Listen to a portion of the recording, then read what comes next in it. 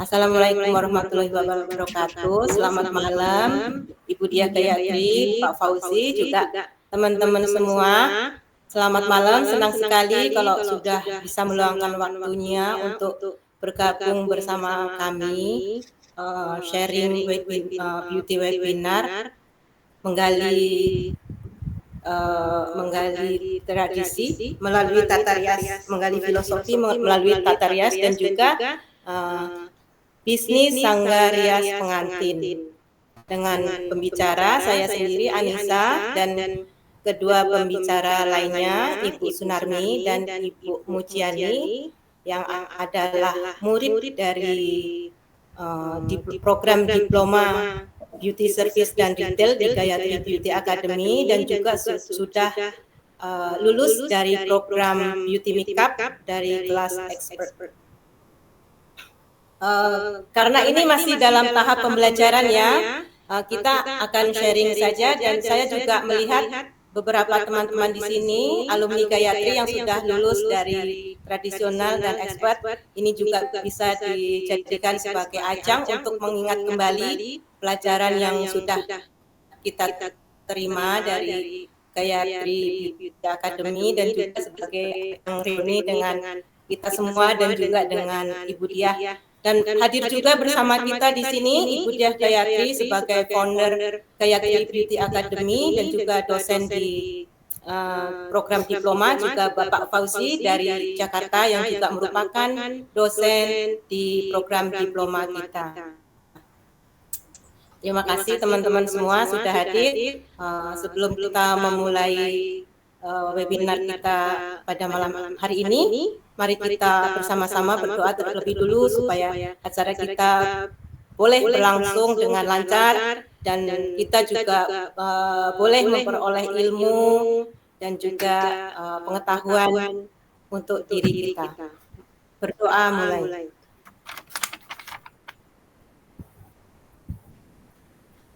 Berdoa selesai. Oke, terima kasih teman-teman. Kita tidak perlu terlalu formal ya, karena ini adalah bentuk sharing dari pembelajaran kita. Kalau teman-teman mau sambil ngopi atau ngemil juga boleh, dipersilahkan. Oke, beauty webinar kali ini akan membawakan topik menggali tradisi melalui tata rias dan melalui sanggar rias pengantin, yang akan saya mulai terlebih dulu. Ibu Sunarmi, tolong next. Oke. Saya akan memulai dengan membahas tentang pengantin tradisional. Dengan perkembangan zaman, semodern apapun pada saat ini, dengan tata rias yang sudah dengan berbagai macam model, tetapi untuk pengantin tradisional sendiri itu masih sangat diminati dan tidak pernah ditinggalkan. Jadi sampai saat ini pun masih banyak sekali calon-calon mempelai yang masih menggunakan ketika untuk nikah itu masih mau menggunakan adat tradisional. Nah, nikah pengantin tradisional itu sendiri merupakan bagian yang tak terpisahkan dari upacara pernikahan di Indonesia, dan setiap daerah itu memiliki ciri khas dan makna tersendiri dalam riasan pengantin. Next Ibu Sunarmi, terima kasih. Kali ini saya akan membahas pengantin tradisional yang kita pelajari di kelas Gayatri, di antaranya Sunda Siger, Jogja Putri, Solo Putri, juga Jogja Jangan Menir. Sebenarnya untuk di kelas Gayatri sendiri itu ada juga untuk kelas tradisional itu ada juga pelajaran untuk pengantin-pengantin Nusantara, yaitu pengantin-pengantin tradisional di luar Pulau Jawa seperti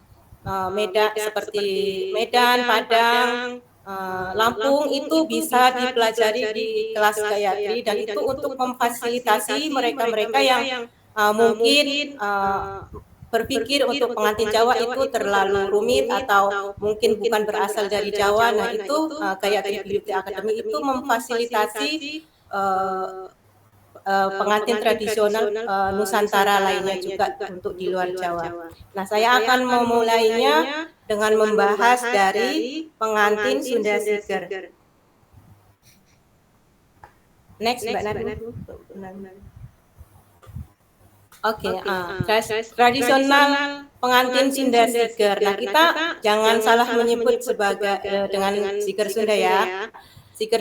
Sunda Siger itu merujuk kepada tata rias pengantinnya ini. Sedangkan kalau Siger Sunda itu merujuk pada mahkota yang dikenakan oleh si pengantin ini. Dan Siger ini adalah merupakan ciri khas utama dari pengantin Sunda Siger ini. Nah, ciri khas lainnya terkait riasan itu untuk pengantin Sunda Siger ada citak pada bagian dahi, di tengah-tengah alis, dan juga kembang turi di area pinggir di area pinggir pipi atau di dekat telinga. Nah, kembang turi itu merupakan bagian rambut, sebagian rambut kecil yang kita potong. Jika terlalu panjang itu potong, kemudian kita bentuk melengkung keluar menyerupai kembang turi.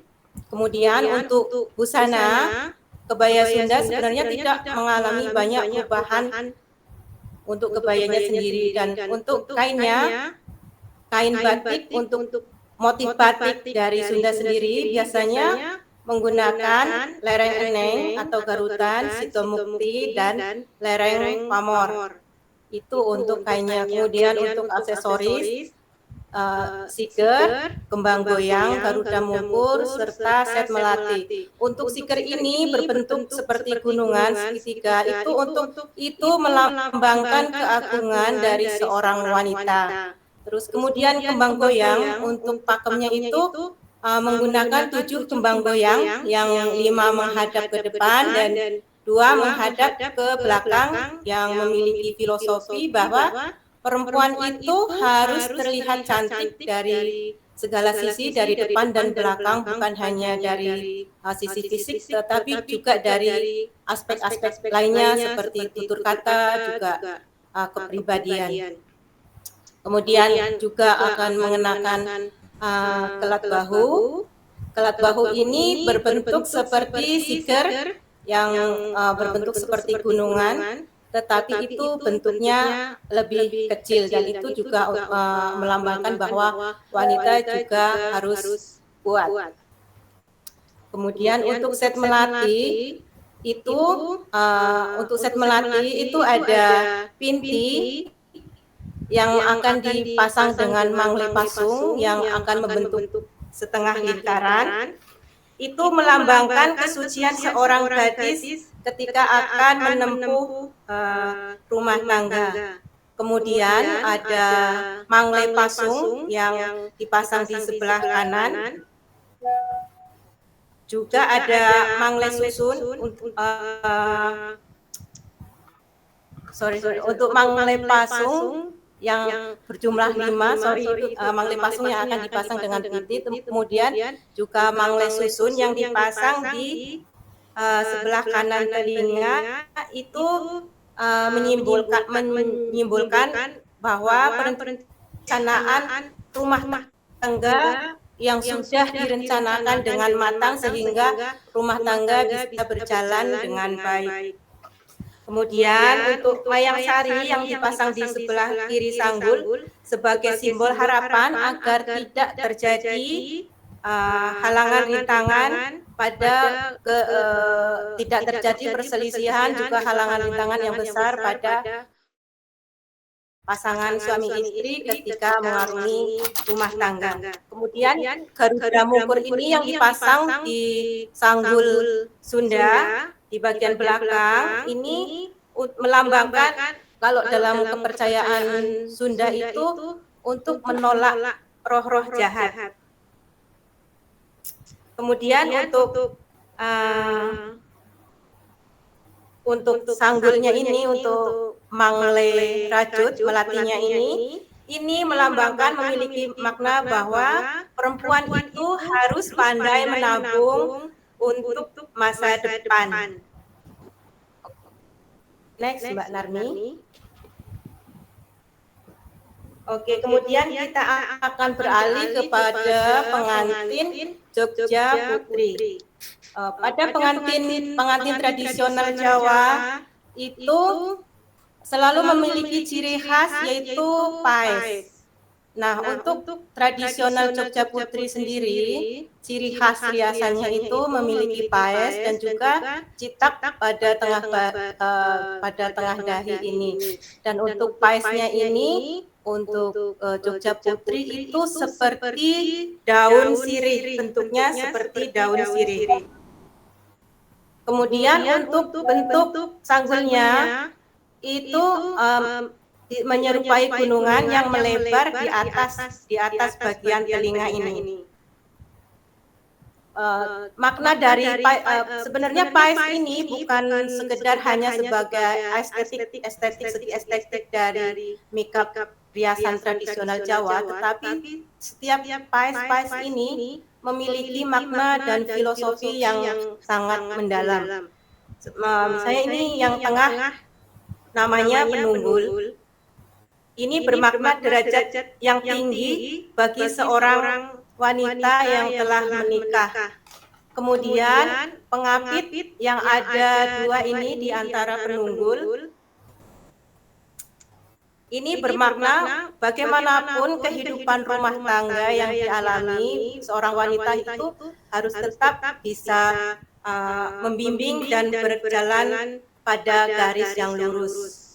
Kemudian untuk penitis, ini memiliki makna bahwa seorang wanita setelah menikah itu menjadi sosok yang cerdas. Nah, untuk ciri khas dari paes Jogja sendiri, untuk bagian godeknya itu menyerupai pisau yang bermakna bahwa seorang wanita itu harus bijaksana dan tidak boleh tergesa-gesa di dalam mengambil keputusan.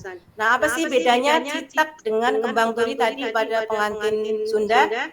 Kalau kembang turi kan itu merupakan irisan dari bagian rambut yang dilengkungkan ya, sedangkan kalau godek ini adalah bagian dari paes ini yang dilukis di depan telinga. Itu perbedaannya. Kemudian juga ada bunga jebehan, bunga merah jebehan, kemudian juga untuk aksesoris untuk busananya menggunakan beludru hitam, dan untuk kainnya juga menggunakan sito mukti, sito luhur, sito asih, dan juga motif-motif lainnya.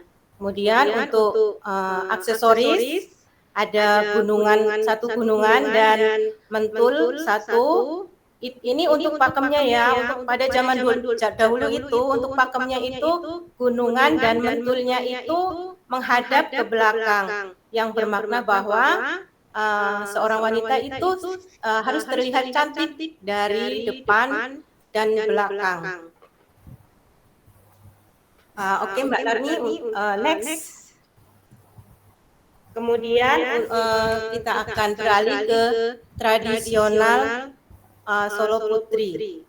Oke, untuk riasan Solo Putri, ciri khasnya juga pada paesnya ini. Nah, berbeda dengan paes Jogja Putri yang berbentuk daun sirih, untuk Solo Putri paesnya ini seperti telur bebek, kemudian sanggulnya menggunakan sanggul bangun tulak.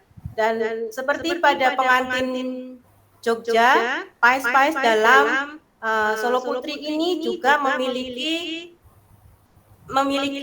makna dan filosofi yang sangat dalam. Misalnya ini untuk yang tengah ini namanya gajahan.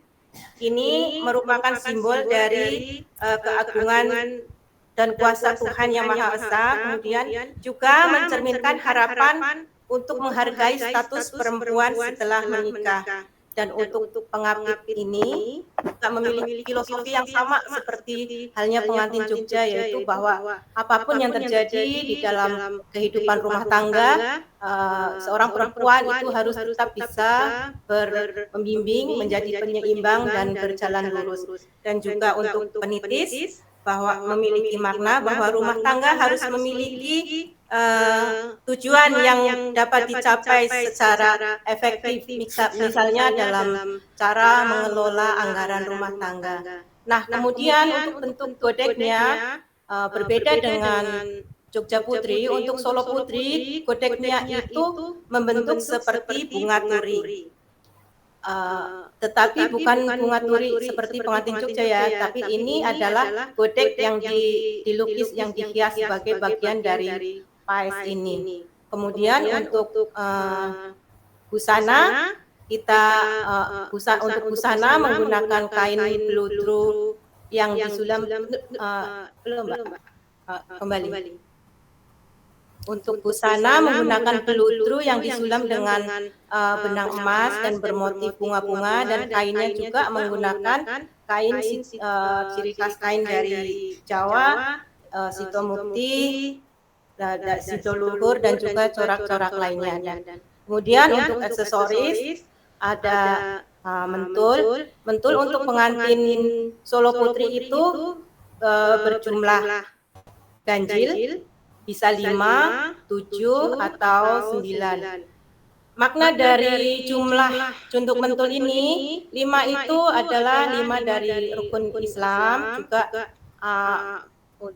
kemudian untuk yang 7 ini, 7 dalam bahasa Jawa itu artinya pitu, yang bermakna pitulungan atau pertolongan. Kemudian ketika yang berjumlah 9 itu untuk melambangkan Wali Songo yang jumlahnya ada 9. Kemudian untuk tunduk mentul ini, untuk pengantin Solo Putri biasanya, kalau biasanya itu yang berbentuk bunga matahari, itu untuk itu melambangkan agar wanita itu selalu diterangi oleh sinar matahari. Kemudian di bagian tengah ini ada tunduk jungkat yang memiliki makna bahwa kita hidup itu menyadari akan kekuasaan Tuhan, sehingga kita hidup itu selalu di dalam bimbingan Tuhan. Kemudian ini untuk kedua centung ini memiliki makna kesempurnaan, perlengkapan manusia untuk menyatu dengan Tuhannya. Kemudian untuk melati ini yang panjang ini namanya Tibododo, bermakna pengantin wanita menjalani rumah tangga yang suci dan sakral. Juga cahaya yang diberikan oleh Tuhan itu harus dirasakan di dalam dada. Juga mengenakan perhiasan-perhiasan lain seperti anting, cincin, dan lain-lain sebagainya. Kemudian untuk kita akan lanjut ke next Mbak yang jangan menir.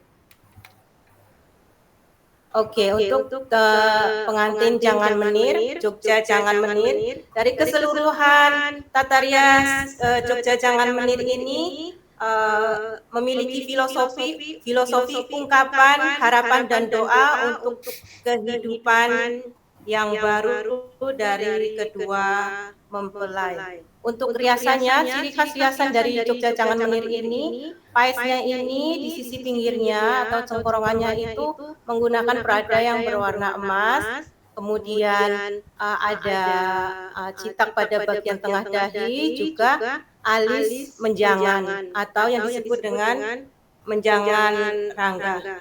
Sanggulnya menggunakan sanggul pokor mengukurep, juga ada melati yang disebut dengan gajah ngoling, juga untain melati yang disebut dengan pagar timun, itu yang membungkus sanggul pokor mengukurep. Kemudian untuk alis menjangan rangga ini memiliki makna bahwa perempuan itu harus menjadi pribadi yang cerdik dan anggun. Kemudian untuk citak ini juga memiliki makna bahwa wanita itu harus memiliki fokus pandangan ke depan. Kemudian untuk busana menggunakan kain beludru, juga di bawahnya ini ada perbedaan, yaitu untuk Jogja jangan menir itu menggunakan kain cinde khas Jogja, juga menggunakan tali pinggang dari kain cinde khas Jogja. Itu untuk busananya juga menggunakan buntal. Kemudian untuk aksesorisnya itu menggunakan satu gunungan dengan 5 mentul, kemudian sepasang centung dan juga sumping pada bagian telinga. Gunungan dan cunduk mentul ini untuk pakemnya itu menghadap ke belakang seperti halnya pada pakem Jogja Putri ya. Kemudian sepasang centul ini filosofinya itu untuk sebagai simbol gerbang kehidupan dalam rumah tangga. Kemudian sumping yang tadinya yang sebenarnya itu kalau pakemnya itu menggunakan daun pepaya. Daun pepaya itu kan pahit ya, itu filosofinya bahwa sepahit apapun kehidupan rumah tangga itu seorang wanita harus tegar dan tabah untuk melaluinya. Kemudian juga kalung 3 susun ini melambangkan 3 fase kehidupan manusia, yaitu kelahiran, pernikahan dan juga kematian. Kemudian sepasang kelat bahu yang dipakai pada bahu kanan dan kiri itu melambangkan bersatunya rasa dan pikir, juga sebagai simbol kesetiaan seorang wanita. Kemudian juga menggunakan gelang yang berbentuk bulat itu melambangkan cinta abadi sebagai simbol abadi antara suami istri. Oke, next. Oke, teman-teman, selain kelas tradisional, kita juga memiliki level yang lebih up lagi, yaitu kelas expert. Jadi di kelas expert ini bukan hanya diajarkan tentang make-up untuk solo basahan atau solo keprabon, tetapi juga akan diajarkan diajarkan upacara-upacara adatnya. Jadi untuk teman-teman yang masih belum masuk ke kelas tradisional atau sudah di kelas tradisional, itu sangat dianjurkan melakukan pendalaman dan untuk mencapai kelas expert, soalnya upacara-upacara adat ini pun akan sangat berguna karena biasanya untuk zaman sekarang itu masih sangat-sangat jarang orang yang memiliki kemampuan untuk memandu upacara adat dan kita sangat berbangga sekali dan bersyukur sekali kalau Gayatri itu juga memiliki mata pelajaran untuk upacara adat ini. Tetapi untuk upacara adat ini saya tidak akan membahasnya dalam webinar kali ini, tetapi saya akan membahasnya untuk tata rias nikahnya aja. Next, Bu Narmi. Oke, untuk pengantin solo basahan dan pengantin solo basahan dan solo keprabon. Nah, untuk pengantin solo basahan ini dan solo keprabon, untuk riasannya itu tidak berbeda jauh dengan solo putri. Bentuk paesnya itu tidak berbeda sama sekali, hanya saja kalau untuk solo putri itu warna paesnya berwarna hitam, sedangkan untuk solo basahan itu paesnya menggunakan putih yang berwarna hijau. Nah, untuk busananya menggunakan dodotan yang bermotif alas-alasan yang berwarna hijau itu sebagai lambang dari kemakmuran dan juga alam sekitar. Kemudian untuk cunduk mentulnya juga bermotif alas-alasan yang ada gajah, ada segala kijang, segala macam. Itu juga untuk melambangkan variasi kehidupan itu, bahwa hidup ada yang jahat, ada yang baik, ada yang buruk, juga untuk melambangkan kemakmuran di alam sekitar. Kemudian untuk untuk jukat dan centung itu juga memiliki filosofi yang sama seperti halnya yang tadi sudah saya sampaikan di ulasan pengantin solo putri. Nah, ini untuk dodotan atau kain kampu biasanya bermotif alas-alasan kemudian dilengkapi dengan buntal udan mas. Buntal udan mas itu memiliki makna buntal udan mas itu adalah roncean berbagai daun dan bunga-bunga yang memiliki makna bahwa kita memohon doa restu dari para leluhur dan juga bermakna seorang wanita itu harus kuat di dalam hatinya.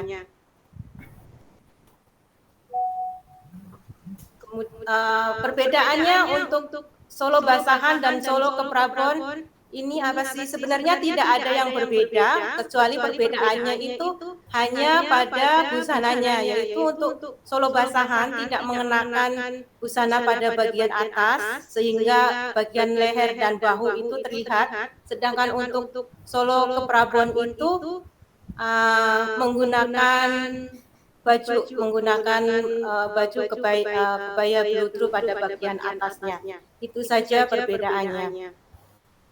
Kemudian next,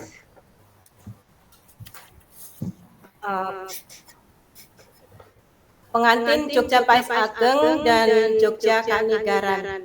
Nah, untuk Pais Ageng sendiri untuk riasannya itu tidak berbeda dengan Jogja Jangan Menir ya, yaitu menggunakan paisnya menggunakan produk keemasan pada bagian pinggirnya dan juga menggunakan aksesori yang sama dengan Jogja Jangan Menir. Yang membedakan adalah untuk Jogja Jangan Menir itu hanya menggunakan kain cinde, sedangkan untuk Jogja Pais Ageng itu menggunakan dodotan. Itu saja yang membedakannya. Untuk aksesorisnya juga sama, terdiri dari gunungan dan mentul, juga gajah ngoling, juga kalung susun 3.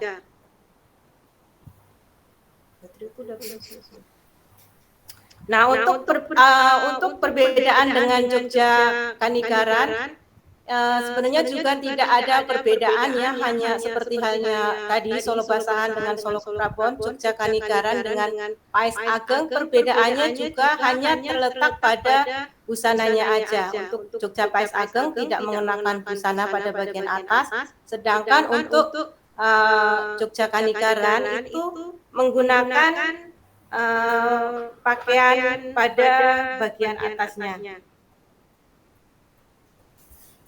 Oke, sekian teman-teman sharing. Next Mbak Normi, lupa. Oke, untuk pengantin tradisional modifikasi. Oke, teman-teman, tentunya kita tahu sendiri ya, mengalami sendiri bahwa di zaman sekarang itu marak sekali untuk modifikasi tradisional pengantin. Nah, semodern apapun dalam memodifikasi pengantin, kita tetap harus memperhatikan pakem-pakem apa aja yang boleh dimodifikasi dan apa aja yang tidak boleh dimodifikasi. Nah, kali ini saya akan sharing tentang panduan dan aturan tata rias pengantin tradisional modifikasi. Nah, dari sisi riasan, misalnya untuk pengantin Jogja, untuk pengantin Jawa yang menggunakan paes itu, untuk paes sama sekali tidak boleh dimodifikasi, harus tetap pada bentuknya yang pakemnya, misalnya Solo bentuknya seperti telur bebek, Jogja seperti daun sirih, itu tidak boleh diubah-ubah atau ditukar-tukar ya. Kemudian juga untuk Pais Ageng tetap harus menggunakan prodo itu untuk sisi riasan. Boleh diubah itu ketika misalnya pengantin hijab yang tidak menggunakan paes. Nah, itu nggak apa-apa tidak menggunakan paes ketika berhijab, itu tidak apa-apa. Tetapi untuk paes sama sekali tidak boleh diubah-ubah. Oke, kemudian untuk sisi busana, untuk busana sendiri, semodern apapun kebaya yang dikenakan, bagian atasnya kebaya yang dikenakan, untuk bagian bawah itu tetap harus menggunakan kain yang mencerminkan ciri khas dari adat budaya yang sedang ditampilkan. Misalnya untuk pengantin Jogja tetap bagian bawahnya harus tetap menggunakan batik ciri khas Jogja, demikian juga untuk Solo, demikian juga untuk Sunda, dan untuk bagian untuk daerah-daerah lain di luar Jawa itu juga tetap harus diperhatikan kainnya. Misalnya untuk daerah Sumatera itu, misalnya Lampung, bagian bawahnya itu tetap harus menggunakan kain tapis, atau untuk daerah-daerah lain itu tetap harus menggunakan songket, atau Bali juga harus tetap menggunakan batik yang ada motif Balinya. Itu untuk busana. Itu khususnya untuk pengantin sungguhan ya, khususnya untuk pengantin sungguhan, karena itu juga menyangkut tentang kesakralan. Kemudian bagaimana untuk penggunaan dalam fashion show? Untuk penggunaan fashion show biasanya kita kan sebagai MUA itu biasanya order dari desainer yang biasanya itu bajunya udah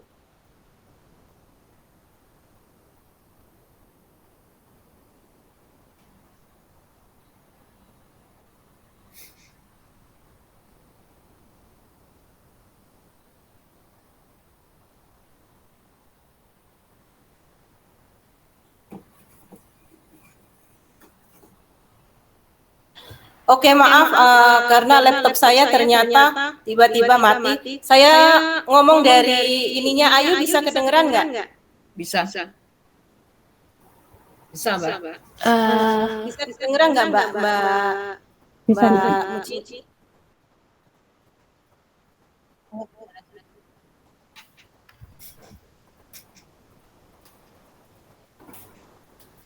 Bisa kedengeran ya, Mbak? Udah. Oke, untuk saya lanjutkan untuk keperluan fashion, biasanya kita memiliki busana yang dari desainer yang sudah dirancang, biasanya satu set dengan atasan atau langsung. Itu untuk bagian bawah harus tetap ada motif-motif dari daerah yang kita sajikan, atau jika bagian bawah itu terdapat belahan di atas lutut sampai di atas lutut, itu bagian dalamnya harus tetap menggunakan kain dari ciri khas daerah yang sedang kita tampilkan, karena apalagi untuk di atas panggung itu ya, walaupun untuk modifikasi, pengantin itu tetap harus terlihat sopan dan elegan. Nah, kemudian untuk aksesoris itu tidak boleh dimix antara adat satu dengan adat yang lainnya. Misalnya untuk aksesoris Sunda, misalnya menggunakan sigar, tidak boleh dicampur dengan melati Solo ataupun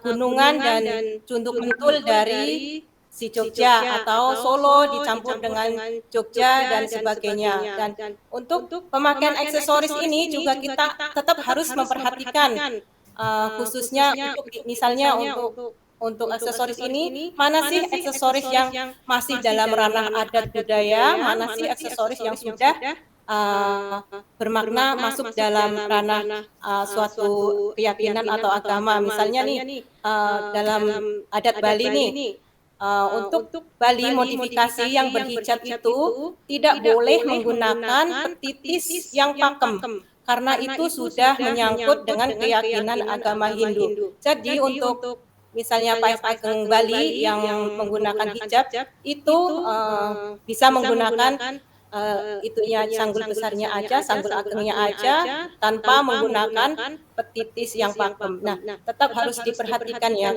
untuk penggunaan aksesoris, dan kita sebagai makeup artist ataupun sebagai perias pengantin itu harus terus belajar untuk mengenali aksesoris mana atau busana corak mana, supaya ketika menampilkan pengantin itu bisa tetap pada aturan-aturan yang batas-batasnya, sehingga kita itu tidak menjadi batu sandungan atau merusak tradisi, karena di luar sana itu banyak sekali perias-perias pengantin yang sangat kompeten dan mengetahui aturan ini boleh, aturan itu tidak. Jadi kita juga harus terus belajar dalam hal memodifikasi. Terima kasih, ini sharing dari saya. Terima kasih. Selanjutnya Ibu Sunarmi akan sharing tentang memulai bisnis Sanggar Kata Rias. Dipersilahkan Ibu Sunarmi. Baik, Ibu Nisa, terima kasih atas waktu yang diberikan kepada saya. Sebelumnya izinkan saya untuk menyapa Bapak dan Ibu dosen, yang terhormat Ibu Founder Gayatri, beliau adalah Ibu Diah, selamat malam Ibu, dan juga Bapak dosen kita, Bapak Fauji, selamat malam Bapak. Saya juga tidak lupa untuk mengucapkan terima kasih kepada teman-teman karena sudah meluangkan waktunya untuk mengikuti webinar malam ini. Dan perkenalkan, nama saya Sunarmi. Nah, malam ini saya akan sharing bagaimana cara memulai bisnis sanggar tata rias. Mengapa harus bisnis sanggar tata rias sih? Ya, karena permintaan pasar yang terus meningkat, terus potensi keuangan yang menjanjikan, kepuasan membantu calon pengantin tampil cantik. Seperti yang kita ketahui bahwa industri pernikahan di Indonesia sangat besar dan banyak pasangan yang menginginkan tampilan yang sempurna di hari pernikahannya. Nah, itu sebuah peluang besar bagi para mua untuk bisa memulai bisnis sanggar tata rias. Dan selain itu, dengan kita membantu para calon pengantin tampil cantik, kita juga bisa mendapatkan kebahagiaan tersendiri. Karena kita bisa berkesempatan merubah tampilan calon pengantin Mbak Putri Raja. Nah, sekarang kita tahu alasannya mengapa harus memilih bisnis sanggar tata rias. Sekarang saatnya kita membahas apa saja yang perlu disiapkan untuk memulai bisnis sanggar tata rias. Di sini banyak sekali persiapannya. Dan pertama, kita harus mempunyai definisi, visi, dan misi. Apa sih definisi? Apa sih definisinya sanggar tata rias? Sanggar tata rias adalah tempat yang menyajikan jasa rias, wajah dan rambut untuk pengantin yang bertujuan untuk memberikan tampilan hiasan wajah supaya menjadi terlihat cantik di hari pernikahannya. Nah, misinya contohnya itu saya mempunyai misi menjadi sanggar tata rias pengantin di kota saya yang bisa memberikan pelayanan terbaik dan menciptakan kecantikan alami untuk setiap pengantin. Selanjutnya, misi. Apa sih misi saya? Misi saya itu bisa menyediakan layanan tata rias yang berkualitas tinggi dan sesuai dengan tren terkini. Nah, dengan visi dan misi itu kita bisa mengambil langkah yang jelas. Karena visi dan misi itu seperti kompas yang akan memandu bisnis kita nantinya. Jadi tanpa visi dan misi kita macam tidak ada fondasi untuk memulai bisnis kayak gitu. Dan selanjutnya kita perlu ada beberapa persiapan. Apa saja sih persiapan itu? Kita harus memiliki keahlian riset pasar, buat perencanaan, peralatan, dan produk. Karena untuk menjadi seorang emak yang sukses itu hanya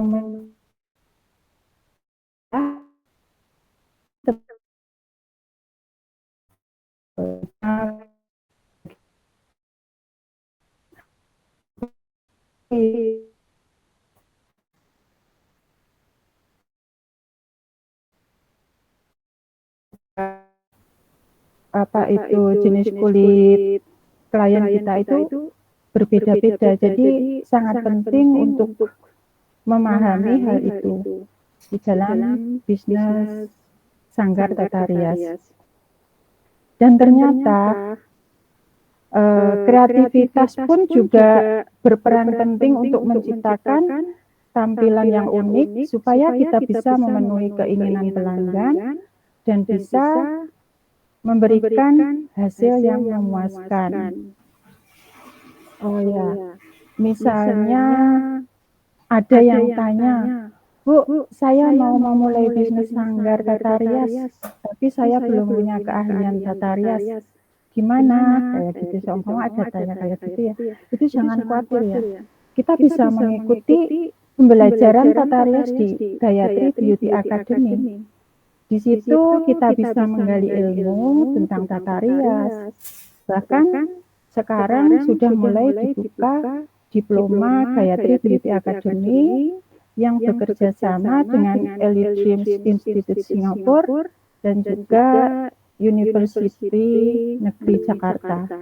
Jadi kita nggak perlu khawatir kalau kita belum mempunyai keahlian itu. Dan berbicara tentang persiapan, ternyata riset pasar, membuat perencanaan, persiapan modal, dan peralatan produk itu juga sangat dibutuhkan untuk memulai bisnis ini.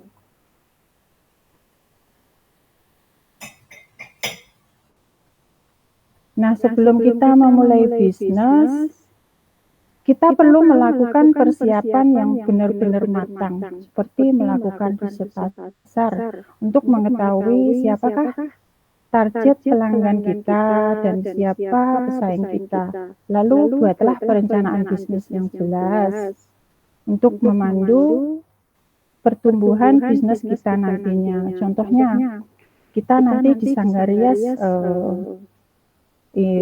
ada rencana akan saya fokuskan ke riasan Jawa atau fokuskan ke riasan tradisional, misalnya kayak gitu. Nah, itu bisa jadi sebuah perencanaan. Lalu menyiapkan modal itu hal yang sangat penting untuk membeli peralatan, alat-alat rias dan juga biaya operasional lainnya. Untuk modal, kita bisa memakai uang simpanan pribadi jika itu mencukupi. Tapi kalau seumpama simpanan pribadi itu kita tidak mencukupi, kita bisa mengajukan pinjaman di bank misalnya. Dan selanjutnya kita perlu persiapan tempat usaha. Nah, tempat usaha ini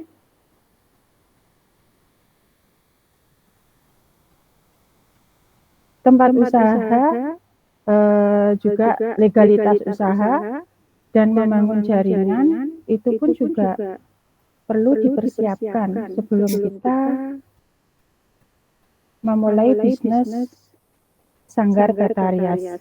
Bicara tentang tempat usaha, kita perlu survei tempat yang strategi, mudah dijangkau pelanggan dan juga nyaman. Tidak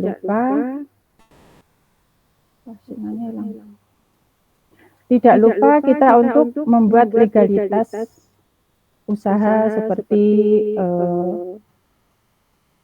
nomor induk berusaha atau NIB, terus surat izin usaha perdagangan atau disingkat dengan SIUP dan surat-surat lainnya. Lalu membangun jaringan. Contohnya dengan cara bekerja sama dengan vendor-vendor pengantin lainnya ataupun fotografer ataupun juga bisa videografer. Nah, setelah semuanya itu kita laksanakan, kita jangan lupa untuk harus persiapan juga untuk promosi, pemasaran, pelayanan. Untuk melakukan promosi kita bisa via online juga offline. Untuk promosi online, kita bisa memanfaatkan platform media sosial. Contohnya seperti di Facebook, Instagram, TikTok, bahkan website.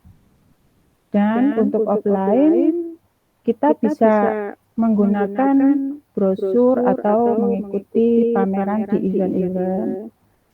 Nah, setelah kita melakukan promosi, tentunya pasti ada klien yang tertarik dengan jasa kita kan. Lalu menghubungi kita via online misalnya. Nah, di situ kita harus memberikan pelayanan yang terbaik untuk untuk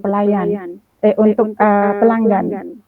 Contohnya berikan konsultasi gratis, terus bantu mereka memilih gaya riasan yang sesuai. Terus jangan lupa lakukan follow up setelah selesai acara. Karena melakukan follow up itu sangat penting. Kita minta feedback dari pelanggan. Dan biar kita bisa tahu kekurangan kita ataupun di dalam melayani. Jadi feedback dari pelanggan sangat kita perlukan. Terus kesimpulannya, memulai bisnis tata rias adalah peluang yang menjanjikan, namun membutuhkan persiapan yang matang dan strategi yang tepat. Bisnis ini tergantung pada kualitas, keahlian, terus pemilihan produk yang tepat, branding yang kuat, serta pelanggan yang memuaskan. Dan semoga dengan mengikuti panduan ini, kita akan memiliki pemahaman yang lebih tentang apa yang diperlukan untuk memulai dan mengembangkan bisnis kita. Dan karena kita harus tahu juga bahwa kunci kesuksesan kita itu ada pada kepercayaan pelanggan. Ya, kiranya cukup sampai di sini dulu penjelasan dari saya, karena mengingat waktunya pun juga nanti takut kalau terlalu malam. Semoga tidak bosan mendengarkan saya, dan mohon maaf jika ada kata-kata ataupun karena kita masih belajar juga. Dan selanjutnya saya akan memberikan waktunya kepada Ibu Mujiani. Ibu Mujiani, dipersilakan. Terima kasih Mbak. Terima kasih Bu Sunarmi dan Bu Anissa untuk waktu yang telah diberikan kepada saya malam hari ini. Selamat datang kepada Ibu Diah selaku founder Gayatri Beauty Academy dan juga Bapak Pauji selaku dosen Komunikasi dan Teknologi dari Universitas Negeri Jakarta. Terima kasih berkenan hadir di acara beauty webinar kami malam hari ini. Selamat malam juga buat teman-teman semuanya. Terima kasih banyak telah menyupport kami dalam acara ini. Dan jangan bosan-bosan, dan maaf kalau kami semua ada kesalahan kata-kata mungkin ya. Mohon dimengerti karena kami masih belajar. Tadi sudah dibahas oleh Bu Anissa dan Bu Sunarmi tentang menggali tata rias, menggali tradisi. Ini dikatakan menggali tradisi, di mana kita mencari atau menggali atau menuntut ilmu, belajar tradisi, dan kita melestarikan suatu tradisi, di mana tradisi itu jangan sampai kita hilangkan. Walaupun banyak riasan yang modifikasi, tapi jangan sampai kita itu melupakan tradisi dari adat kita masing-masing. Nah, di manakah tempat belajar yang tepat untuk kita? Kalau menurut saya selaku alumni dari Gayatri Beauty Academy merekomendasikan bahwa Gayatri Beauty Academy adalah tempat belajar yang tepat untuk kita, di mana kita belajar tata rias, gimana cara merias. Terus tadi juga disingkap oleh Mbak Sunarmi. Topik yang kedua adalah memulai bisnis. Wah, memulai bisnis tata rias itu, kata-kata bisnis itu yang membuat kita itu tertarik sekali untuk belajar maju ke depan, untuk mengenai masa depan kita kelak jika kita pulang kembali ke Indonesia. Jadi mengingat kalau masalah bisnis saya mengingat dari kata-kata Bu Rima waktu itu kalau ketika kita di KBRI, berangkat migran pulang menjadi juragan gitu ceritanya. Jadi kita itu punya harapan gitu ya.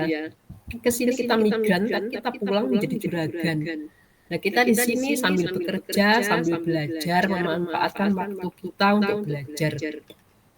Dan di sini saya merekomendasikan Gayatri adalah pilihan yang tepat untuk kita belajar, mengasah keterampilan kita, mengolah bakat kita, dan Gayatri Beauty Academy memberi peluang kepada kita banyak untuk kita menyalurkan bakat-bakat kita.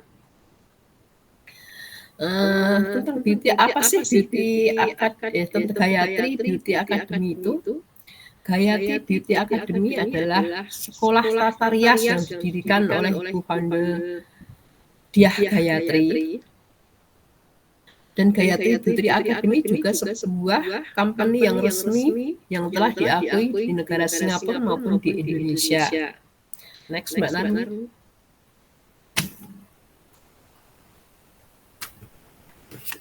Mengapa saya katakan Gayatri Beauty Academy adalah tempat belajar yang tepat untuk kita? Karena banyak manfaat yang dapat kita pelajari di akademi. Manfaatnya kita bisa belajar merias, meningkatkan penampilan kita, meningkatkan kepercayaan diri, mengembangkan kreativitas, membuka peluang karir, memahami produk kecantikan dan merawat kulit kita yang dulunya kita tuh nggak tahu caranya makeup gimana gitu. Nah, di Gayatri ini kita jadi mengerti gimana caranya makeup, alat-alat apa saja yang kita gunakan. Karena di Gayatri mentor-mentornya berkompeten dan bersertifikat BNSP.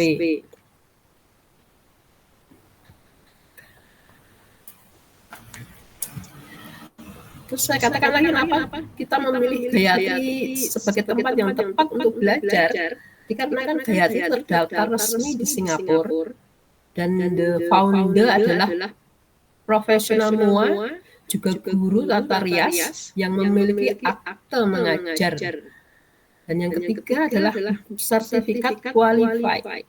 Sertifikat qualified itu adalah bukan hanya selembar kertas. Jadi di situ ada sebuah company yang resmi dan antara Singapura dan Indonesia, Gayatri dan KBRI. Jadi kita tuh sertifikat kita itu lebih kuat daripada sertifikat yang hanya selembar kertas saja gitu. Makanya saya berani merekomendasikan Gayatri adalah is the best for me. Saya katakan. Karena selain itu Gayatri juga dibantu oleh mentor-mentor yang kompeten. Juga Gayatri bekerja sama dengan jurusan Tata Rias Universitas Negeri Jakarta, juga menjadi bagian dari Makeup Artist Community Indonesia, juga menjadi bagian dari Asosiasi Perias Pengantin Indonesia Catalia. Jadi kalau kita pulang itu kita sudah benar-benar matang untuk membuka bisnis. Itu semua berkat Gayatri, karena saya ini alumni dari Gayatri. Nah, kebetulan sekali malam hari ini selaku founder dari Gayatri hadir di tempat ini untuk informasi yang lebih detail dan tanya jawab. Saya persilahkan kepada Ibu Diah, monggo. Terima kasih. Terima kasih Mbak Sunarmi juga Ibu Mujiati. Kita akan mendengarkan atau tambahan atau apa namanya ya koreksi dari Ibu Dia Gayatri sebagai founder. Karena kita itu masih tahap belajar ya, tentunya banyak kesalahan, apalagi ini presentasi awal. Presentasi awal tentunya kita banyak grogi yang tadinya udah disusun rapi, ternyata masih banyak kesalahan. Nah, kita mungkin akan mendengarkan koreksi-koreksi dari Ibu Dia atau Bapak Fauzi. Dan sebelum nanti juga teman-teman jangan live dulu ya, soalnya kita nanti ada sesi tanya jawab dan ada giveaway bagi para penanya. Silahkan Ibu Dia. Baik. Aduh, mohon maaf ya, ini malam-malam udah begini aja paling praktis ya. Kamu pakai baju dinas. Ya, terima kasih. Sebelumnya saya bangga banget nih. Kemarin waktu latihan masih Mbak Narmi, Ibu Sunarmi ya masih bilang gemeter. Ya, Ibu Nisa masih belibet ngomongnya. Aduh, yang paling surprise ini Ibu Mujian, keren banget presentasinya ya, tata bahasanya. Terima kasih, Bu. Alhamdulillah, mahasiswa program diploma ini tugas pertamanya ya, ini adalah kelompok pertama untuk membuat presentasi. Dari isi materinya sangat berbobot ya, terutama tradisi mengenai tata rias pengantin yang pastinya kalau di kelas tradisional dan di kelas expert teman-teman juga akan mendapatkan materi itu. Dan malam ini kita mengulas kembali yang disampaikan oleh Ibu Anissa, kemudian juga Ibu Sunarmi memberikan materi tentang bagaimana sih kalau kita mau membangun bisnis sanggar rias nanti ketika pulang, itu garis besarnya juga sudah. Dan yang paling top promosinya dari sosial ya, menarik. Terima kasih. Ya, keren banget. Pokoknya saya bangga malam ini webinar pertama. Mungkin pengalaman pertama juga buat teman-teman ya, bicara sebagai ini kan guru ya. Saya teman-teman pemateri guru gitu ya, memberikan materi dari sangat baik kepada teman-teman yang mudah-mudahan menjadi inspirasi juga buat teman-teman yang hadir di sini agar tetap semangat, jangan berhenti belajar walaupun udah lulus dari kelas tradisional, expert ataupun baru basic kemudian tidak melanjutkan. Jangan berhenti gini teman-teman, karena ibu-ibu yang luar biasa ini mereka juga masih semangat untuk belajar sampai ke jenjang diploma karena cita-citanya tinggi sekali ya. Pastinya mereka ingin bermanfaat untuk lingkungan, untuk keluarga, dan yang pasti untuk diri sendiri. Ilmu yang didapat di sekolah ini di Gayatri tapi juga dampaknya sangat besar, dampak positifnya sangat besar terutama bagi diri kita sendiri, karena saya melihat progresnya, rasa percaya dirinya meningkat, kemudian ilmunya juga cepet banget ya dikuasai, mendesain, kemudian public speaking, lalu secara teoritis segala macam semuanya mereka luar biasa. Itu aja dari saya, terima kasih. Mungkin kalau ada tanya jawab kepada pemateri dipersilakan. Jangan lupa dikasih hadiah ya. Assalamualaikum. Waalaikumsalam. Terima kasih, Bu. Oke teman-teman, silahkan yang mau bertanya bisa wave in atau off speaker, silahkan bisa langsung bertanya. Gak usah malu-malu ya, kalau malu nggak dapat hadiah loh. Mbak Kafiar telah mengangkat tangan sama Mbak Ika. Mbak siapa? Mbak Ika. Mbak Ika. Oke, silahkan Mbak Ika di unmute speakernya, boleh bertanya.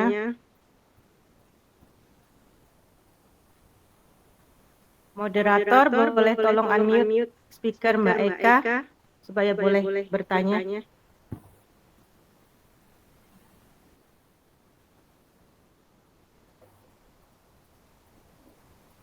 Halo Ibu, malam ya semuanya. Malam. Sebenarnya itu angkat tangan tadi aku baru hadir, tapi memang pengen nanya. Ya silakan. Kalau kita bisa menjawab, kita akan jawab. Itu kalau untuk apa namanya pengantin Jogja ya, yang kayak kanigaran gitu ya Bu ya. Itu memangnya boleh, maksudnya kayak semuanya mungkin ya, maksudnya eh, kayak paesnya agak maaf LDR gitu kan ya. Terus ACC-nya nggak pakai ACC, nggak pakai ACC apa sih namanya yang di lengan itu ya nggak belum vulgar sih karena saya kan belum belum masuk tradisional tuh masih berhenti. Itu emang nggak apa-apa tuh Bu. Gimana tuh Bu? Kok hukumnya Oke, sih atau untuk oke. Oke, untuk paes sendiri selain bentuknya itu juga apa jaraknya satu dengan yang lain itu juga ada pakemnya. Itu yang namanya kalenan gitu. Untuk paes Jogja, Kanikaran atau paes Ageng ataupun Jangan Menir untuk aturan membuat paesnya jaraknya satu dengan yang lain, kalenannya itu tidak boleh lebih dari setengah sentimeter. Itu untuk pakemnya. Bukan untuk pakemnya sih, untuk modifikasi juga begitu. Untuk jarak kalenanya itu tidak boleh lebih dari setengah sentimeter. Kemudian untuk aksesoris, untuk kelat bahu itu sebenarnya bagian dari pakem aksesoris dari Paes Ageng ini ya. Kalau tidak memakai tidak apa-apa, tetapi tidak boleh digantikan dengan kelat bahu misalnya dari Sunda atau Bali, itu tidak boleh. Sekian, terima kasih. Mungkin Bu Diah mau menambahkan.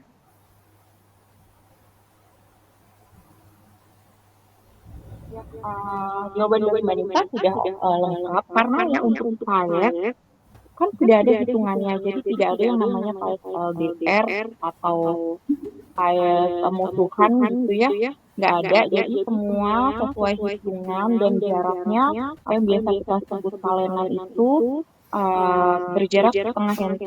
Jadi harus tepat, tidak boleh antara satu dengan yang lainnya berjauhan. Itu udah sesuai. Kemudian untuk kelat bahu, menurut saya karena itu memang salah satu pakem untuk tata rias pengantin Paes Ageng maupun Kanigaran itu wajib dipakai.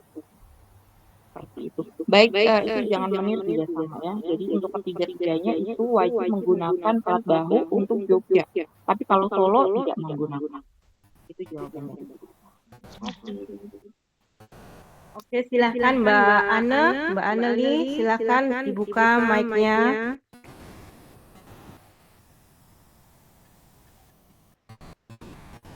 Halo, selamat malam. Selamat malam juga. Maaf Kak, saya mau tanya, kan saya belum masuk tradisional.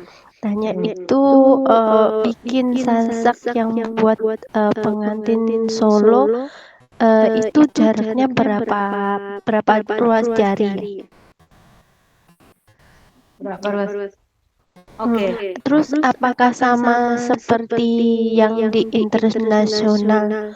Yang di internasional mungkin cuma kayak beda metode atau gimana? Soalnya kayaknya aku lihat sulit yang di tradisional. Oke. Itu aja pertanyaannya. Sama pemakaian apa itu? Yang tusuk konde. Tunduk mentul. Itu sama pemakaian yang di Sunda, apakah itu sama? Oke. Saya akan coba menjawab ya. Pertama, untuk sasak, untuk tradisional ini tentunya beda dengan internasional. Karena untuk internasional itu kan kita boleh di style yang macam-macam gitu ya. Untuk internasional, sedangkan untuk tradisional itu kita nggak boleh style yang macam-macam, tetapi mengikuti paesnya. Misalnya untuk sanggul Jogja, untuk sanggul Solo itu bagian tengahnya itu flat dan bagian telinganya itu sunggarnya lebih tinggi, dan kemudian untuk sasakan Solo, sanggul Solo itu bentuknya lebih kayak gunungan. Nah, itu trik-triknya itu gimana? Itu ada aturan-aturan sendiri yang secara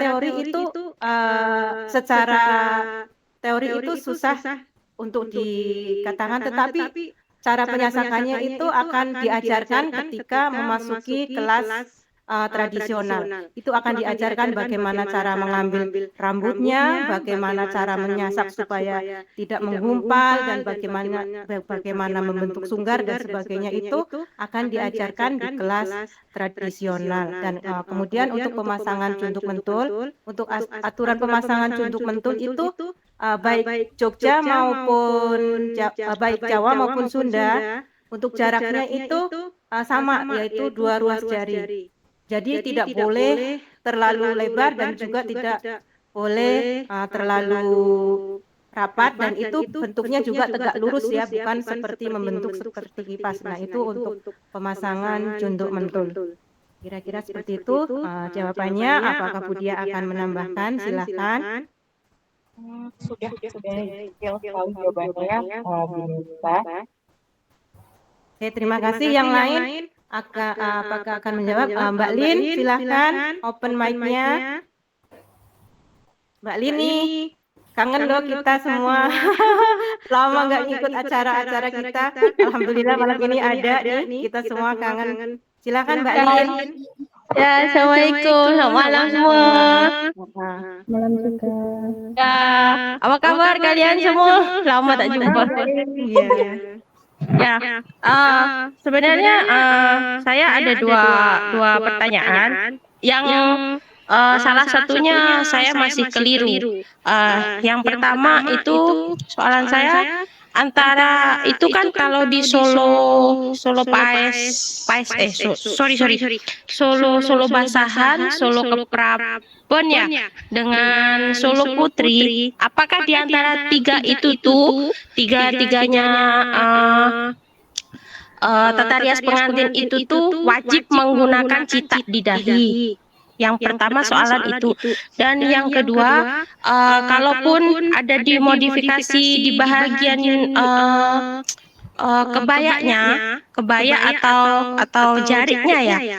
Jariknya itu, apakah itu bisa menggunakan kain motif lain seperti misalnya kain motif yang untuk Sunda dipakai di Solo itu, atau sebaliknya, boleh apa tidak? Karena saya melihat ada sebagian mua yang menggunakan itu, dan saya kelirunya di situ, boleh atau tidak, itu saja. Oke, terima kasih Mbak Lin. Oke, untuk saya akan jawab dulu terkait Solo Basahan, Solo Keprabon dan juga Solo Putri ya, terkait memakai citak atau enggak gitu ya.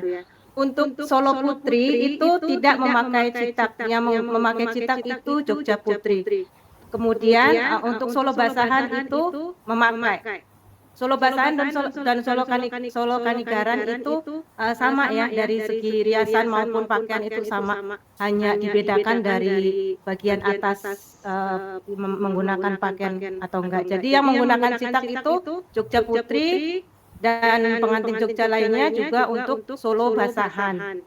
Untuk Solo Putri tidak menggunakan citak. Nah, kemudian untuk kain bagian bawahnya itu kita lihat dulu kainnya jenis apa yang dipakai di Sunda. Kalau Sunda pun boleh menggunakan sidomukti, itu boleh ya, bukan hanya motif lereng. Tetapi untuk motif lereng ini tidak boleh digunakan di pengantin Solo, karena untuk motif lereng ini di pengantin Solo ini maknanya sudah berbeda dengan yang di adat Sunda ini. Jadi untuk pengantin Solo ini tidak boleh menggunakan kain parang atau lereng, itu tidak boleh. Tetapi yang boleh itu sidomukti, sidoluhur, situasi dan kain-kain lainnya. Jadi untuk kain kita lihat dulu coraknya seperti apa gitu. Kalau misalnya makanya situasi atau sidomukti yang di Sunda ini boleh dipakai di Solo Putri gitu. Tetapi untuk Solo Basahan tetap harus menggunakan cinde dan dodotan. Gitu aja. Tambahan dari Budia, silakan. Nggak ada Manisa, lanjutkan. Oke, lanjut. Next, siapa lagi yang mau bertanya? Apa lagi? Mbak Winarsi boleh, silakan. Maaf Bu, saya mau bertanya, dari pengalaman saya pribadi ya Bu, saya itu dulu menikahkan anak saya dan anak saya itu menyerahkan semuanya dandanan, baju itu kepada saya. Sementara saya memilih yang tidak pakai apa yang tidak memakai baju itu yang Jogja tidak memakai baju itu dipanggil apa Bu? Pais Itu. Ageng. Ya Pais Ageng. Tapi nggak memakai baju. Sementara istrinya itu dia selalu pakai jilbab. So di hari hanya itu dia tetap nggak mau pakai adat itu harus yang pakai baju. Ya, saya sendiri agak kecewa dan itu semuanya itu bilang sama saya, oke Bu, karena ini mbaknya itu nggak mau membuka atas memperlihatkan punggungnya, jadi kita kasih baju untuk menutup punggungnya. Apa itu bisa dikatakan benar menurut adat Kanigaran atau gimana Bu? Ya, untuk bajunya yang dipakaikan oleh periasnya baju apa? Baju bludru atau manset? Yang dipakaikan itu dulu itu kayak baju biasa kayak warna kuning emas gitu Bu. Kebaya ya? Iya, kebaya. Oke, jadi ketika tata rias pengantin Jogja Pais Ageng itu kan memang dia atasnya terbuka ya, dan bedanya dengan Kanigaran adalah Kanigaran itu dari yang dodotan terbuka dari Pais Ageng kemudian dipakaikan busana. Busananya itu bludru, tapi kalau periasnya menggunakan kebaya berarti itu sudah masuknya ke modifikasi. Jadi seharusnya dalamannya itu tidak dodotan lagi, tetapi kategorinya ke jangan menir, karena jangan menir itu yang boleh dimodifikasi dengan kebaya gitu. Saya nggak tahu apakah dodotannya masih dipakai atau hanya kain cindeknya aja. Kalau yang dimaksud dodotan itu yang itu ya, kembenan gitu ya? Iya, kembenan itu. Ya, itu dia masih pakai kembenan tapi luarnya ditutup pakai kebaya. Iya. Baik. Jadi sebenarnya yang benar adalah ketika itu kan ada dua ya, dodotan itu ada dua rangkap. Yang pertama kain yang berwarna merah atau orange itu disebut kain cinde. Nah, ketika hanya memakai itu lalu dimodifikasi dengan bludru ataupun kebaya itu namanya tata rias pengantin jangan menir, tapi riasannya sama ya, sama Jogja. Tapi ketika rangkapan yang kedua yang kampuh ya, namanya kampuh, boleh dikasih lihat gambarnya nggak ya Mbak Nisa antara biar ada gambarannya antara Jogja jangan menir, Pais Ageng dan juga Kanigaran.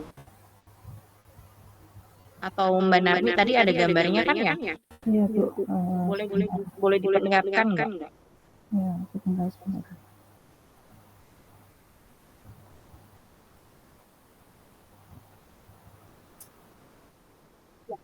Boleh dibantu share screen.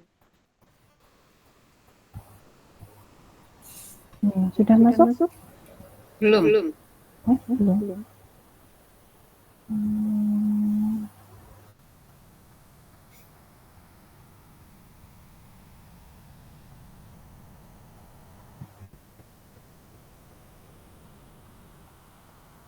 Next ya, tadi gambar yang Mbak Nisa yang pengantin Jogja, oke? Sebelumnya ya kayaknya. Ini Bu? Bukan. Ini. Oke. Sebelumnya Mbak, yang Jogja semua. Jogja. Sorry, next, coba next. Ya, Ini. Ini yang tadi dulu. Ini. Ini adalah jangan menir. Jadi riasannya sama. Kemudian menggunakan baju bludru. Nah, baju bludru untuk jangan menir ini boleh dimodifikasi dengan kebaya. Ya. Kemudian yang membedakan antara Pais Ageng jangan menir dengan paes ageng Kanigaran adalah kalau jangan menir hanya satu lapis kainnya merah aja. Ya. Ya. Nah, coba kita ke Kanigaran. Next gambar. Next. Lagi-lagi ada lagi nggak gambar yang lain? Ada Nah, yang itu loh Bu, yang hijau itu loh Bu. Oh ini. Oke. Ya. Tadi sorry. Ini ya. Ya. Ya, yang hijau itu. Ya, ini kan karena Winarsi kan pengennya yang kanan ini ya, yang tidak memakai baju. Iya. Ini kan dia double nih, ada yang warna merah, ada yang dirangkap lagi nih pakai kain yang warna emas untuk di dada sama di dadanya ini ya, sampai bawahnya. Iya. Nah, ini namanya paes ageng, pakemnya seperti ini. Ketika si paes ageng ini dipakaikan busana atau ditutupin, namanya menjadi kanigaran. Tetapi kanigaran ini wajibnya adalah kain bludru, entah itu warnanya hitam, apakah merah atau warna lainnya ya, tapi dia bludru biasanya. Tidak dimodifikasi oleh kebaya bukat ya. Kalau misalnya mau dimodifikasi dengan kebaya bukat, namanya tadi ke yang pertama tadi yang jangan menir gitu. Nah, saya nggak tahu nih periasnya dari anaknya Mbak Winarsi seperti apa tampilannya. Yang saya pilih di tempat itu yang ini Bu, Yang kanan. yang kanan. Waktu saya memilih itu mereka berdua sudah cocok gitu. Jadi itu periasnya itu nggak persiapan membawa baju yang bludru, terus adanya cuma warna kuning emas itu kayak yang dipakai untuk orang tuanya gitu. Oke. Oh, jadi harus ditutupkan untuk itu menantu saya karena dia nggak mau membuka punggungnya gitu. Tapi lelakinya tetap terbuka ya? Lelakinya tetap terbuka, cuman perempuannya saja yang punggungnya ditutup pakai. Iya. Makanya saya mungkin keadaannya darurat ya, karena itu keadaannya darurat. Kita juga nggak bisa menyalahkan periasnya dong kalau kayak gitu ya.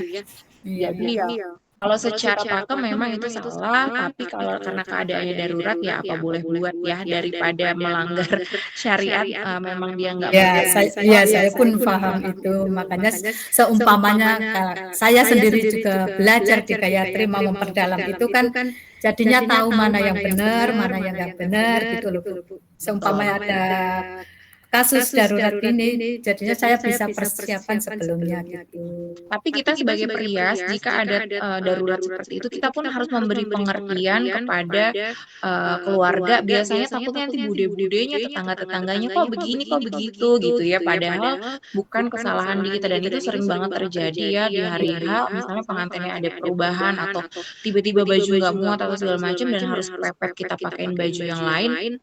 Nah, itu kita harus informasikan dulu karena biasanya periasnya memang pasti disalahin. Siapa sih yang ngeriasin kok kayak begini? Pasti akan kayak gitu.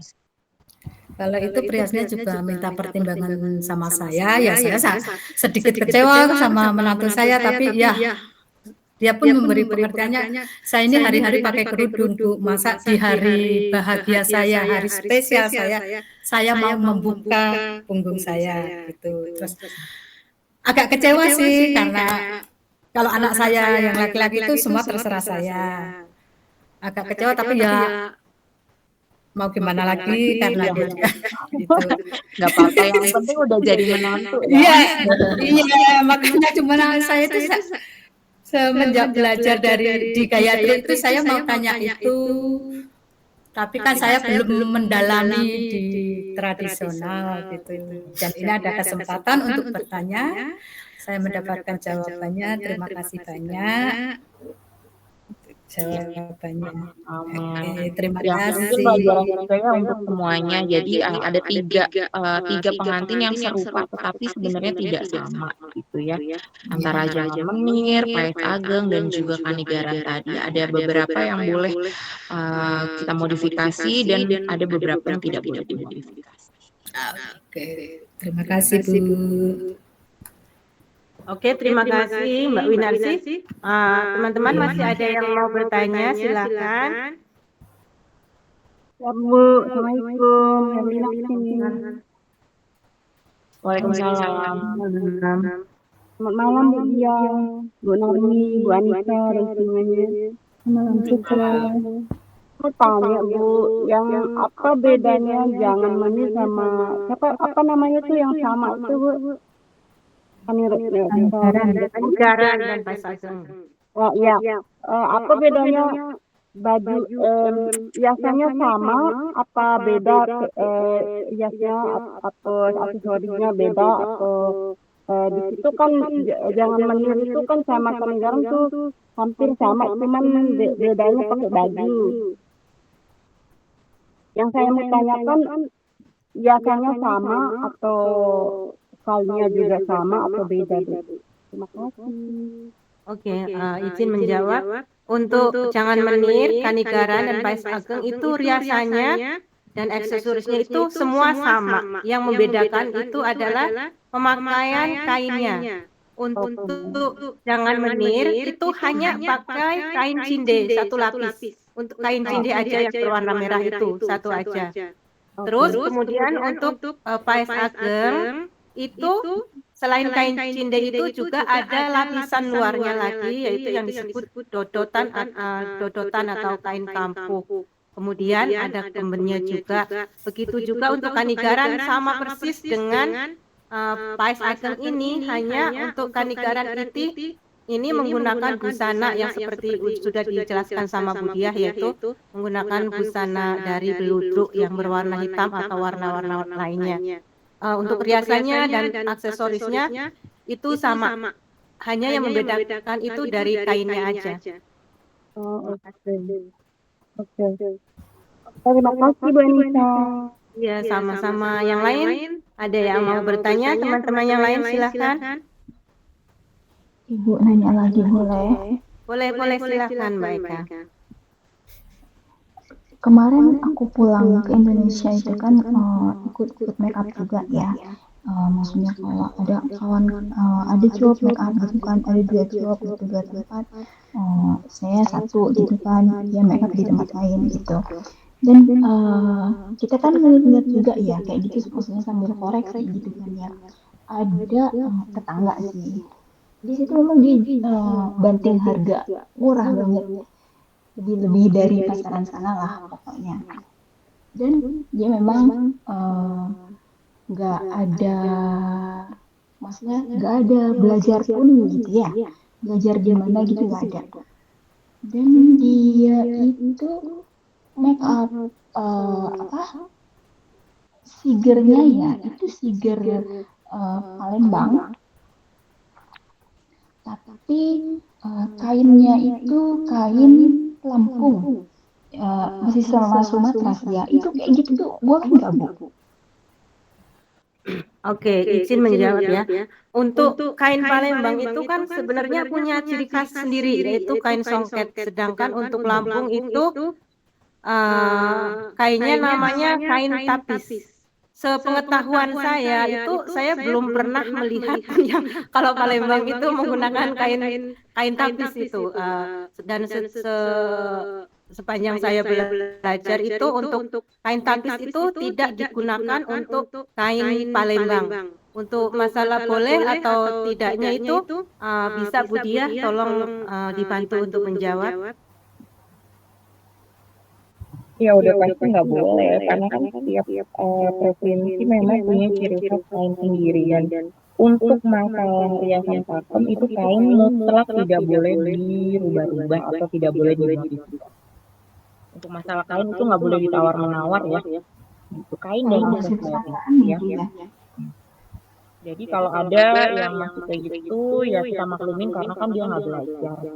Dan harganya juga murah kan. Jadi ya udah, itu buat apa ya, apa yang kamu keluarin itu yang kamu dapat, mungkin kayak gitu kali ya.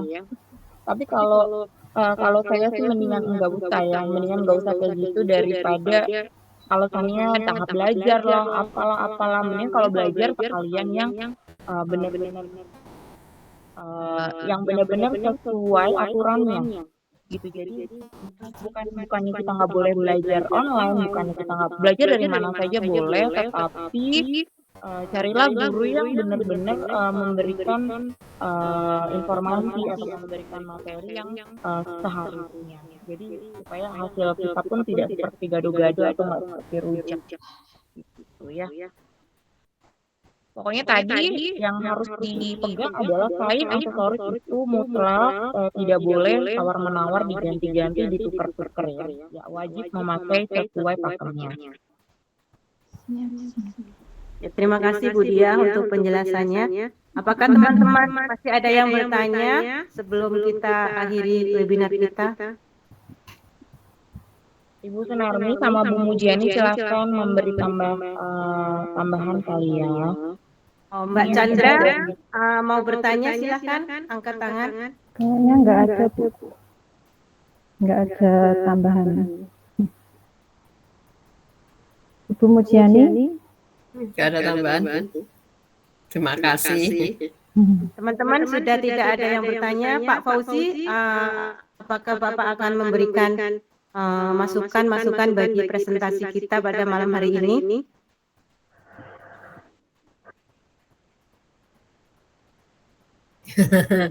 Makasih Pak.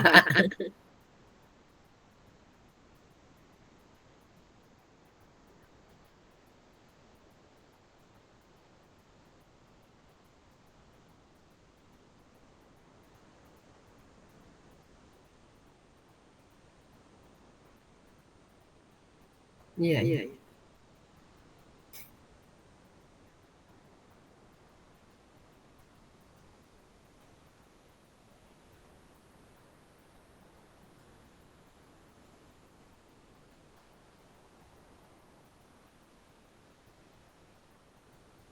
Ya.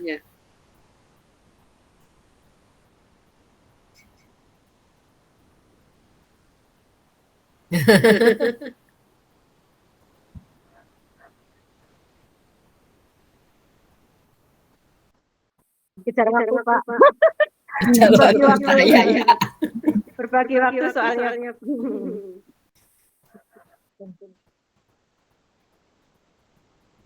Ya.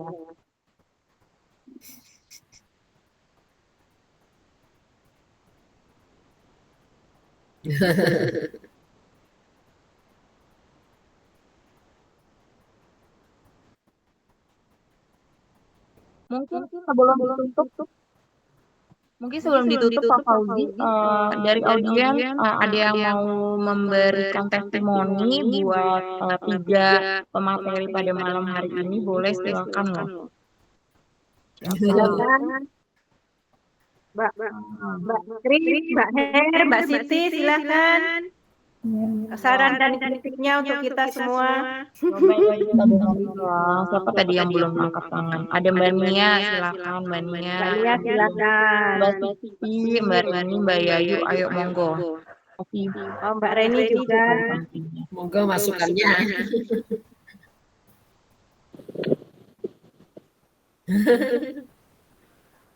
Boleh.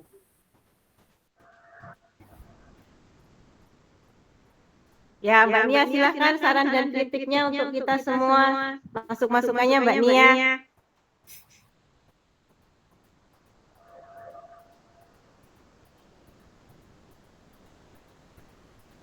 Jangan kabur. Nanti nggak mau aja silent lagi loh. Kabur. Silakan. Di-unmute dulu, di-unmute. Di-unmute dulu Mbak Nia.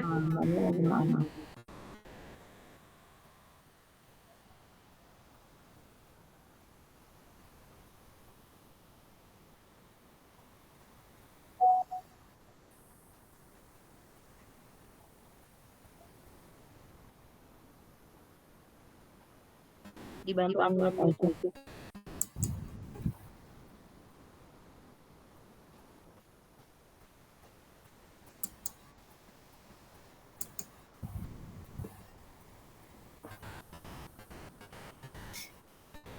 Oke Mbak Nia silakan. Selamat malam semua. Selamat malam Mbak Nia. Oke, bagi saya semua yang hadir itu pembicaranya semua hebat-hebat. Waduh, terima kasih banyak. Semua hebat-hebat. Saya memang bangga dengan mereka semua. Semoga semakin sukses dan maju terus. Amin. Itu saja. Mbak Nia harus join diploma dong biar hebat juga seperti semuanya. Insya Allah Bu, mudah-mudahan ada waktu. Ya, amin. Oke, Mbak Nisa silakan mungkin mau bagi-bagi goodie bag untuk 5 ya.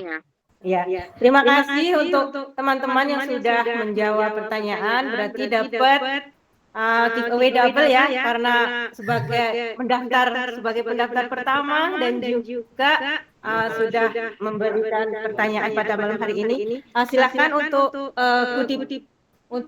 giveaway nanti bisa kita chat di grup ya, mau diambil minggu di kelas atau minggu dibawain ke Garden by the Bay, karena kita ada acara di Garden by the Bay. Nanti kita akan infokan lebih lanjut di grup WhatsApp. Terima kasih karena waktu sudah malam dan teman-teman juga akan beristirahat. Sekali lagi kami dari tim 1, Ibu Mujiani serta Ibu Sunarmi mengucapkan terima kasih banyak untuk Ibu Diah Gayatri dan juga Bapak Fauzi yang sudah membimbing kami sampai sejauh ini, dan mudah-mudahan ilmu yang sudah kami dapatkan juga bisa bermanfaat bagi orang lain, dan juga Bapak dan Ibu senantiasa sabar di dalam membimbing kami semua. Terima kasih juga untuk teman-teman semua. Semoga kita sukses bersama-sama. Oke, kita akan foto dulu ya.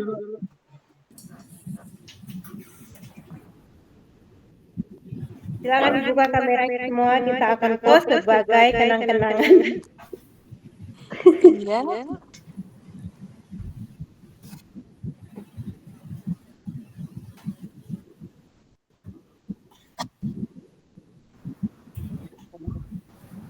Nggak apa-apa. Malu Pak. Masalah.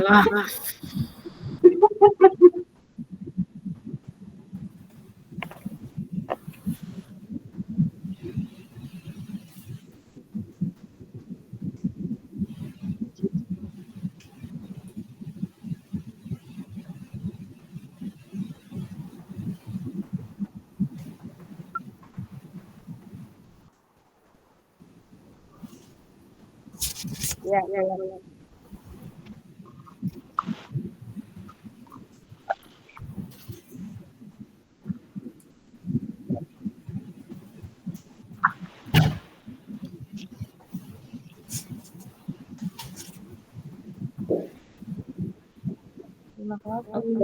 Terima kasih teman-teman semua. Terima kasih semua.